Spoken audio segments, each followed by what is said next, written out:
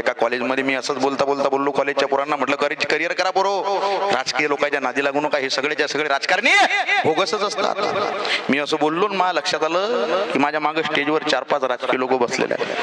म्हटलं आता मार खाणे आहे. मी सेकंदात बदललं सगळं. म्हटलं तरुणांनो, राजकीय लोकांच्या नादी लागू नका, हे सगळेच्या सगळे राजकारणी बोगसच असतात. असं नाही, काही काही राजकारणी चांगली असतात, पण त्यातले जे निवडक चांगले राजकारणी आहेत तेच आपल्या स्टेजवर बसलेले आहेत. कुठे लागतात नादी या राजकीय लोकांच्या? हे कोण्या पक्षात जातील सांगता येत.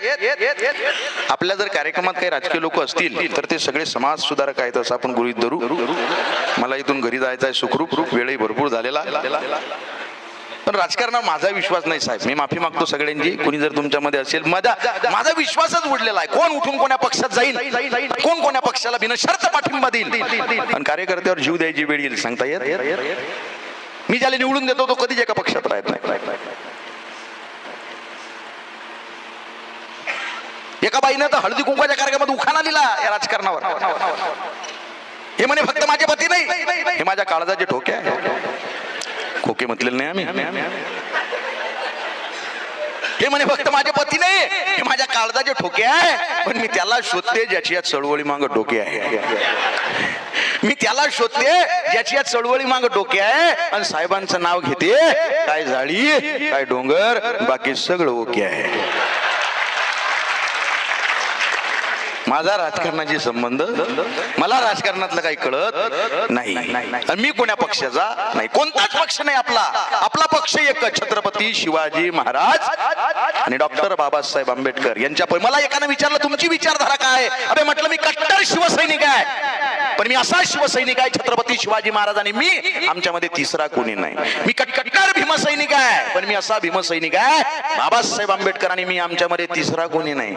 तुम्हाला वाटत असेल मंदिरात देव नाही, माझ्या सगळ्या कविता बघून लोकांना वाटते हो नास्तिक आहे. मी प्रचंड आस्तिक माणूस आहे, परंतु मी असा आस्तिक आहे की तो निर्मिक आणि मी, आमच्यामध्ये तिसरा दलाल कोणी नाही. लक्षात ठेवा. एक शिक्षक एका पोराले 3 प्रश्न विचारते. मॅडम इतकी सुंदर ते पोरग उत्तर देते. 7वीतलं पोरग, प्रश्न बघा किती सुंदर आहेत, आणि त्याच्या पलीकडे उत्तर बघा किती सुंदर आहेत. शिक्षकाने प्रश्न केला, देव म्हणजे काय रे? एका शब्दातच सांग राजा म्हणजे काय रे? शिक्षकाने प्रश्न केला, देव म्हणजे काय रे? एका शब्दातच सांग राजा म्हणजे काय रे? प्रश्न होता तिसरा तो आगळा वेगळा, ज्ञान स्वाभिमान बुद्धिमान म्हणजे काय रे? त्या 7वीतल्या पोरानं उत्तर लिहिली, देव म्हणजे काय त्यानं फक्त माय लिहिलं. राजा म्हणजे काय त्यानं शिवराय लिहिलं. देव म्हणजे काय त्यानं फक्त माय लिहिलं. राजा म्हणजे काय त्यानं शिवराय लिहिलं. ज्ञान स्वाभिमान बुद्धिमान त्याला आलं नाही. ज्ञान स्वाभिमान बुद्धिमान त्याला आलं नाही. तिथं त्यानं एक शब्द भीमराय लिहिलं. तिथं त्यानं फक्त मग भीमराय लिहिलं. ही आपली परंपरा आहे.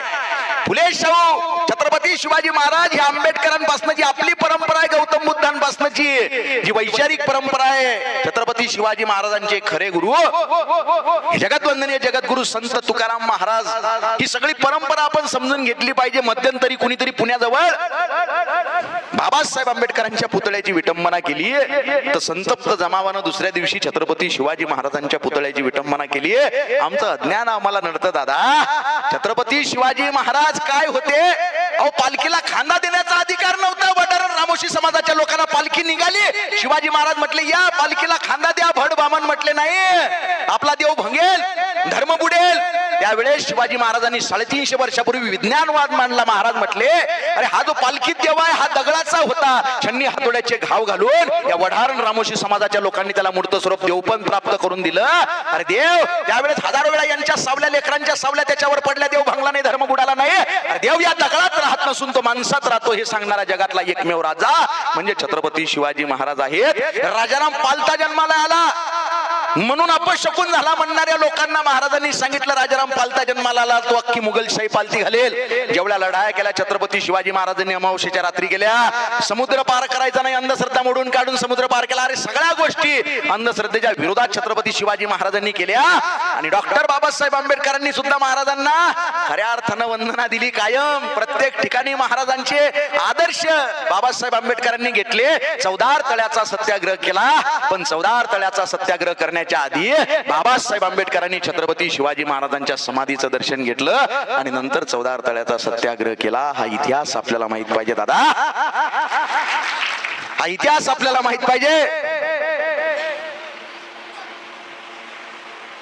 भोंगा वाजलाय, भोंगा वाजलाय, भोंगा वाजलाय, वाजलाय वाजलाय. भोंग्याचा वाद माहिती आहे का तुम्हाला? भोंगा नावाची कविता लिहिली मी. भोंग्याचा वाद माहिती आहे का तुम्हाला सगळ्यांना? अपडेट आहे का नाही तुम्ही? माहित आहे का? हो का नाही? हा उगच हो म्हणता का? वा वा, इकडे सगळं भरलं का? वा वा, दरवाजा तसाच ठेवा, एकही बाहेर जाता का म्हणा. बस झाला तर. साधा कवी आहे का? सगळ्या नेत्याच्या पक्षप्रमुखाच्या मोबाईल मध्ये भोंगा नावाची कविता आहे माझी. 8 वर्षाच्या आधी माझा ऍक्सिडेंट झाला होता. आजी 8 वर्षाच्या आधी. आजीला वाटत असेल म्हणतोय दारू प्याला नाही, पण यो आजीचा कॉन्फिडन्स जरा जाऊन झालाय माझ्यावर. आजीला वाटतं हे सगळं बोलणं बिल नाही याचं पाहून जरा लागलेलं वाटतं हे पोरगं.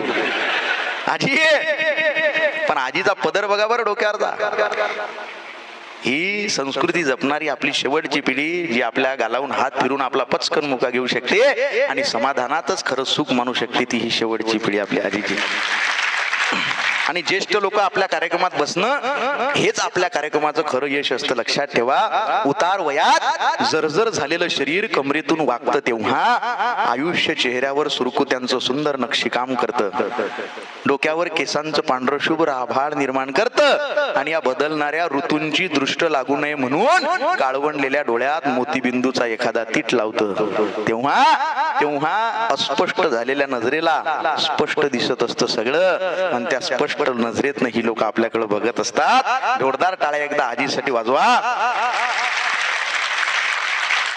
भोंगा वाजलाय, भोंगा वाजलाय. काय झालं बाळा तुला? त्या पोरीला तुम्ही एकदा हा पाणी पिते का? बरं बरं बरं, आता उभी राहू नको बाळा तू. हा हे लहान लहान लेकरांना घाबरतो तुम्ही. राजकीय लोकांना आपण घाबरत नाही कोणाला. हे मोठे लोक काही शांत करायचे मला माहित आहे. हे लहान लहान लेकर येईल काही घेणं देणं नसते स्टेजवर कोण आहे काय. मित्र म्हणव्यामध्ये गारव्यासारखा तू तुझ्या घरी, आम्हाला काही घेणं देणं. एका कार्यक्रमात मी कविता चालू केली, एक लहान पोरगं रडायला लागलं. मी कविता थांबवली, ते रडायला थांबलं. मी डबल कविता चालू केली, ते डबल रडायला लागलं. मी डबल कविता थांबवली, ते थांबलं. म्हटलं हा खतरनाक आयटम आहे काहीतरी.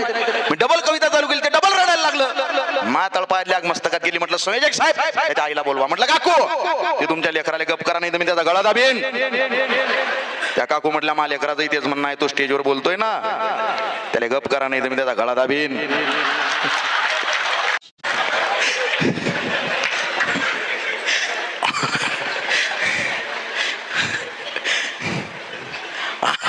खतरनाक कवी आहे की नाही तुमच्याकडे आलेला. मला संजनी मॅडमने विचारलं की किती तास कार्यक्रम होणार आहे आपला. म्हणलं येईनं सांगितलं आपल्याला थांबा की आपण थांबायचं.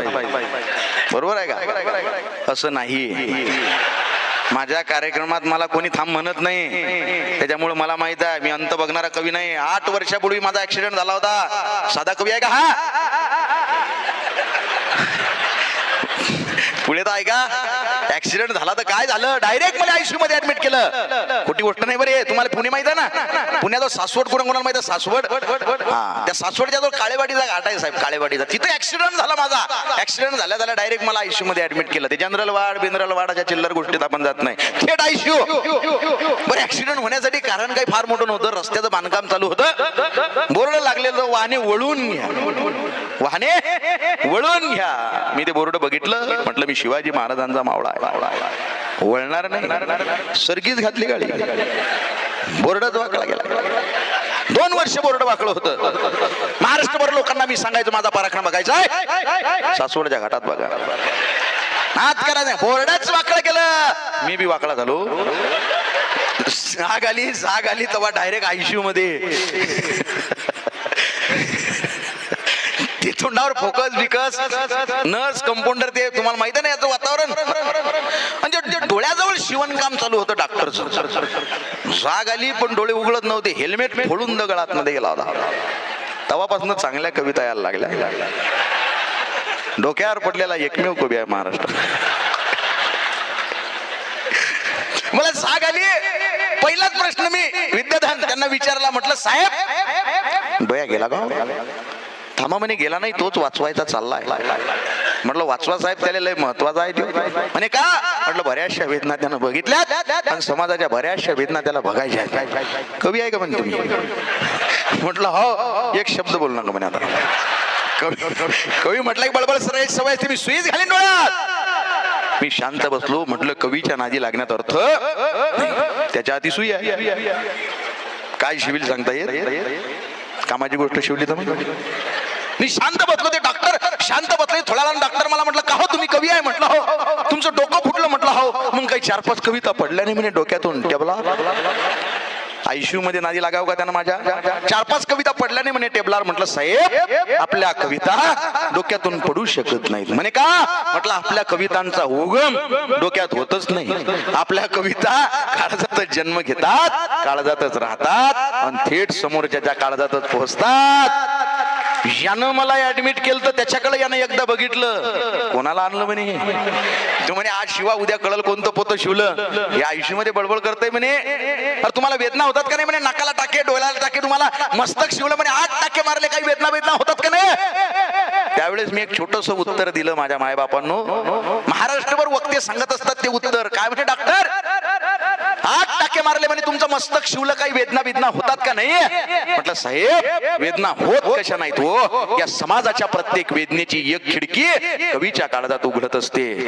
या समाजाच्या प्रत्येक वेदनेची एक खिडकी कवीच्या काळजात उघडत असते आणि त्यातूनच आरपार डोकावून बघतो तो, भाष्य करतो त्याच्यावर. साहेब तुम्ही 8 टाके मारून एक मस्तक शिवलं, आम्ही 8 ओळीची कविता लिहून 100 मस्तक शिवण्याचं काम करतो.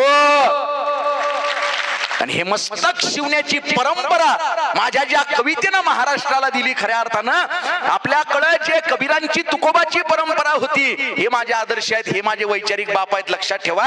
यांच्या पायाची धूळ घेऊन खऱ्या अर्थानं कवितेमध्ये मी लिहिण्याचा प्रयत्न केला. आणि भोंगा नावाची कविता महाराष्ट्रानं डोक्यावर घेतली. कार्यकर्त्यांनी, राजकीय लोकांची साथ सोडली. ती कविता खऱ्या अर्थानं तुमच्या समोर ठेवायला मला बऱ्याचशा लोकांचे फोन आले की दादा ती भोंगा कविता घेजा. पण मला भोंग्याचा वाद जो होता तो तुम्हाला माहिती का बघणं गरजेचं आहे. भोंग्याचा वाद माहिती आहे का तुम्हाला? एक स्टेटमेंट झालं होतं, भोंगे हटाव. कोणा हटवायचे? आपणच साऊंडवाले सगळं बंद करायचं, भोंगे काळात फिरायचं. पण स्टेटमेंट झालं, अलीकडचे पलीकडचे सगळे नेते त्याच्यावर बोलायला लागले. हे सगळेच्या सगळे नेते प्रसिद्धीसाठी हपापलेलेच असतात असं नाही. काही लोक चांगले असतात. माझा कोणता पक्ष नाही, कवितेच्या आधी सांगतो. बीजेपी, काँग्रेस, वंचित, शिवसेना, अलीकडची, पलीकडची, राष्ट्रवादी, अलीकडची, पलीकडची. पहिले गावाची नाव होती खुर्द, बुद्रुक.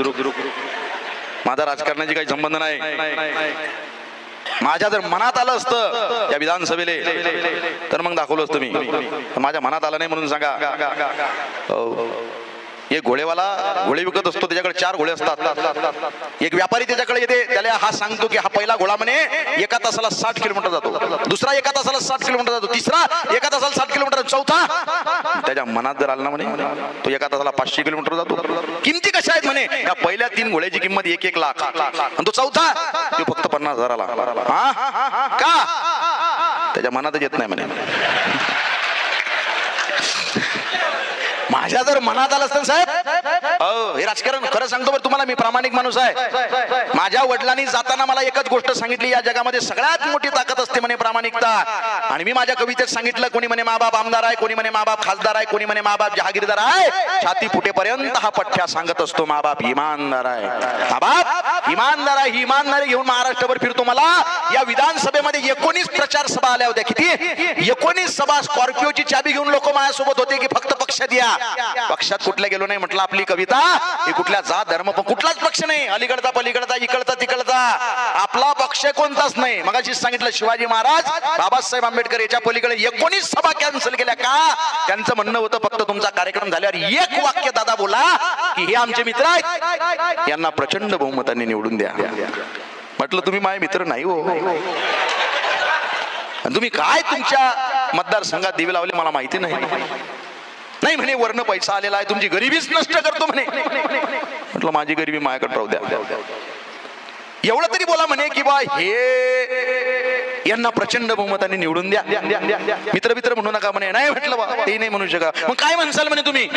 म्हटलं एक एक एक एक वाक्य आपल्या तत्वात बसते म्हणे. काय ते म्हणा म्हणे. काय म्हणसाल म्हणे? म्हटलं मी एवढं म्हणू शकतो की हे जर चांगले असतील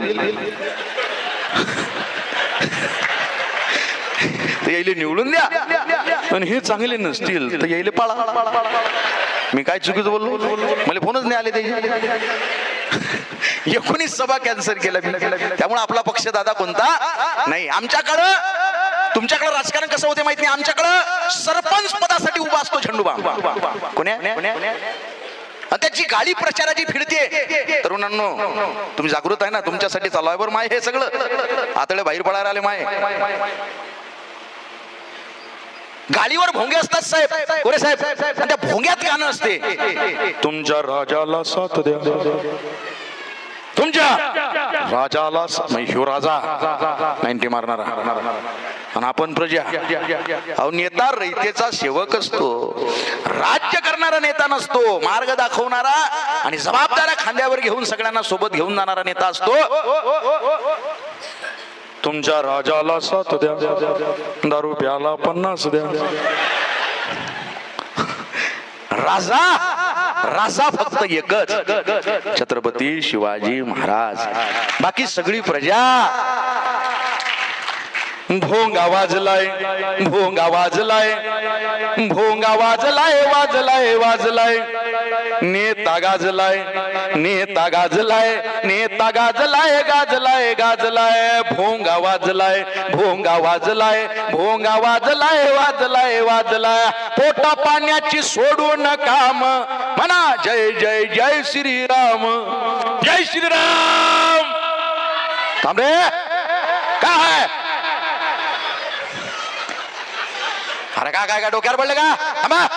जय श्रीराम. थांब, काय झालं तुले? माझी श्रद्धा आहे, अबे आमची बी श्रद्धा आहे. आमच्या गावात प्रत्येक माणूस एकमेकाला राम राम करतो की नाही? तर करिअर कर. तू वय काय? तू काय करतो? मी सुशिक्षित बेरोजगार आहे. मग जॉब कर गड्या.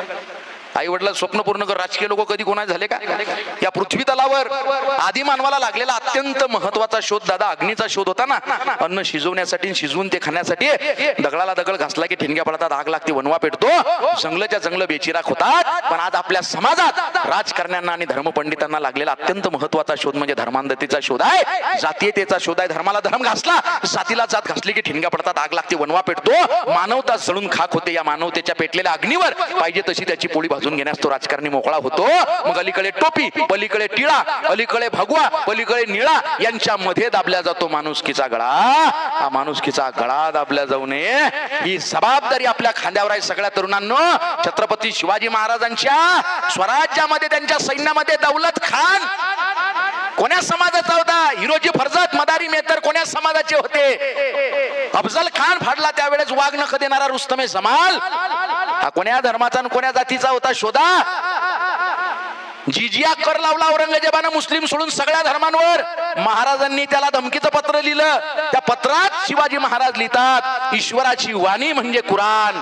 कोणाचे शब्द आहेत? शिवाजी महाराजांचे शब्द. सगळे तरुण लक्षात ठेवा, ईश्वराची वाणी म्हणजे कुराण. आणि कुराण मध्ये अल्लाह लिहितो की सगळी माझी लेकरं आहेत आणि सगळी माझ्या सारखी आहेत. मग तुम्ही जर एक धर्म सोडून बाकीच्यांवर कर लादता, याचा अर्थ तुम्ही तुमच्या अल्लाने सांगितलेल्या वाणीवर बोट ठेवता. हे म्हणणारे कोण आहेत? शिवाजी महाराज आहेत. बरं, तुकाराम महाराजांनी अल्लावर अभंग लिहिला, अल्लाह देवे, अल्लाह दिलावे, अल्लाह दारू, अल्लाह दाता, अल्लाह करे सो होय, अल्लाह बिन कुछ न होय. आपल्याला फक्त राजकीय लोक वेगळं सांगतात. अबे आपल्या डोळ्यावर आभाळ आहे, आपल्या डोक्यावर आभाळ आहे ना, त्याचा रंग निळा आहे. जो स्वतःला कधी बौद्ध म्हणून घेत नाही, सूर्य मावळतीला झुकल्यानंतर त्याचा रंग भगवा केशरी होतो. तो स्वतःला कधी हिंदू म्हणून घेत नाही. हा निसर्ग हिरवागार आहे, तो स्वतःला कधी मुसलमान म्हणून घेत नाही, कारण हे सगळे एकाच निसर्गाचे घटक आहेत. तसंच आपणही एका ईश्वराची लेकर आहोत दादा.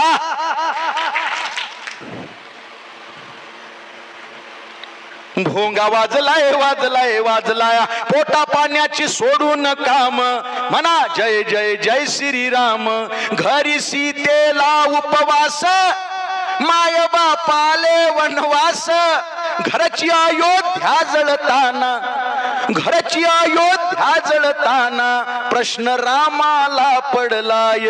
भोंगा वाजलाय भोंगा वाजलाय भोंगा वाजलाय वाजलाय वाजलाय, नेता गाजलाय नेता गाजलाय नेता गाजलाय गाजलाय गाजलाय. नेक तू बंदा अल्लाचा, कर जिहाद मानवतेचा. कोणता एक धर्म चुकीचा आहे का दादा? एका धर्मावर टीका करणारा पाखंडी माणूस असतो. सगळेच धर्म चुकीचे आहेत आणि प्रत्येक धर्मात काहीतरी घेण्यासारखं आहे. कबीरांनी त्या काळात सांगितलं दादा, पाथर पूजे हरी मिले, तो मैं पूजू पहाड. घर की चाकी कोई ना पूजे, जाके पीस खाए संसार. दगड पूजल्यानं देव भेटला असता तर मी पहाड पूजला असता, हे सांगणारे कबीर फक्त हिंदू धर्मावर लिहितात का? भोंग्यावर त्या काळात लिहून गेले कबीर. काकर पाथर जोरी के मस्जिद लई बनाए, काकर पाथर जोरी के मस्जिद लई बनाए. ताचड़ मुल्ला बांग दे क्या बहरा हुआ खुदा. अल्लाह बहिरा झाला का? मी बोललो कबीर त्या काळात बोलले म्हणून सगळे. अरे मुसलमान या शब्दाचा अर्थ आहे मुसल्लसे इमान, ज्याचा इमान जिवंत आहे तो मुसलमान. सलाम वालेकुम वालेकुम अस्सलाम व रहमतुल्लाहि बरकातहू. ईश्वर सगळ्यांचं कल्याण करो हे सांगणारा धर्म कधी आतंकवाद निर्माण करू शकत नाही. फक्त दुर्दैव आपलं हे आहे की दंगली करणारे धर्मग्रंथ वाचत नाहीत, आणि ज्यांनी ज्यांनी आपले धर्मग्रंथ वाचले ते कधीच दंगल करू शकत नाहीत. नेक तू बंदा अल्लाचा, कर जिहाद मानवतेचा.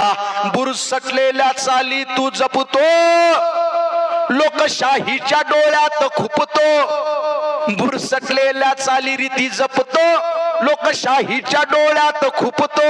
बाहेरून विषाचा पेला, बाहेरून विषाचा पेला, कट्टर पंथी आणि तुला पाजलाय. भोंगा वाजलाय भोंगा वाजलाय भोंगा वाजलाय वाजलाय वाजलाय. नेता गाजलाय नेता गाजलाय नेता गाजलाय गाजलाय गाजलाय. आम्ही भीमाची लेकर, तरी अशिक्षित आमची घर.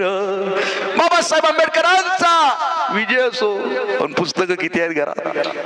शिका, संघटित व्हा, संघर्ष करा. हा मंत्र देताना बाबासाहेबांनी पहिला शब्द वापरलाय शिका. मध्यरात्री पुस्तकं वाचणाऱ्या बाबासाहेबांना एका मित्रानं प्रश्न विचारला, अख्खं जग झोपलं बाबासाहेब, तुम्ही कधी झोपाल? बाबासाहेब आंबेडकरांचं उत्तर होतं, अरे पिढ्यानं पिढ्या आमचा समाज झोपलेला होता, त्याला जाग करायचं असेल तर कुणीतरी जागलं पाहिजे रे. हे बाबासाहेब आम्हाला कळले पाहिजेत. वेशी वरल्या पाचोळ्यातून मशाल पेटवली, वाभिमान लेकरांसाठी तू हयात घालवली. गावाने वेशीला केलेले वंदन होता तू, गावाने वेशीला केलेले वंदन होता तू. अजूनही दरवळ आहे कुठले, चंद्र फळ्यावरून अक्षरे उतरली, आली तुझी आचरणासी. त्याच अक्षरांवर देशाची, त्याच अक्षरांवर देशाची घटना अवतरली. वाभिमान लेकरांसाठी तू हयात घालवली. मनुस्मृतीचा जाळून कचरा हिरवळ केली तू, मनुस्मृतीचा जाळून कचरा हिरवळ केली तू. महाडचे ते अशुद्ध पाणी निर्मळ केले तू. चवदार होतं का ते पाणी? बाटलेलं पाणी होतं, बाबासाहेबांचा स्पर्श झाला आणि ते पाणी निर्मळ स्वच्छ झालं. मनुस्मृतीचा जाळून कचरा हिरवळ केली तू, महाडचे ते अशुद्ध पाणी निर्मळ केले तू. परंपरेच्या चिखला मधली, जातीयतेच्या चिखला मधली नौका सोडवली. वाभिमा लेकरांसाठी तू हयात घालवली. जिथे जिथे तू शिकला ते सगळे शेवट मान तुला देते. तुझ्यामुळे ही जगास कळली बुद्धाची धरती. भारत रत्न या बहुमानाची, भारत रत्न या बहुमानाची उंची वाढवली. वाभिमान लेकरांसाठी तू हयात घालवली. जाताना तू तुझी लेकरे, जाताना तू तुझी लेकरे बुद्धाला सोपवली. वाभिमान लेकरांसाठी तू हयात घालवली, हयात घालवली. रवावा स्वप्ने वाचवली. आम्ही भीमाची लेकर, कुठेही गेलो तरी घरी येतो म्हणते माझी आई. आम्ही भीमाची लेकर तरी अशिक्षित आमची घर. आम्ही आरक्षण उराशी जपले गेलो विसरून आंबेडकर. आम्ही आरक्षण उराशी जपले गेलो विसरून बॅरिस्टर. भीमा डोक्यात घ्यायचा होता, भीमा डोक्यात घ्यायचा होता. भीमा डोक्यावर घेऊन नाचलाय, भोंगा वाजलाय, भोंगा वाजलाय, भोंगा वाजलाय, वाजलाय वाजलाय. नेता गाजलाय, नेता गाजलाय, नेता गाजलाय, गाजलाय गाजलाय. नेता रयतेचा नाही र कुणिया, सगळे एकाच माळी जेमनी. आपला कुणी नाही. तरुणांनो, तुमचा मोठा भाऊ म्हणून सांगतो, माझे सगळे मित्र आहेत, व्यवसायात पार्टनर आहेत सगळे.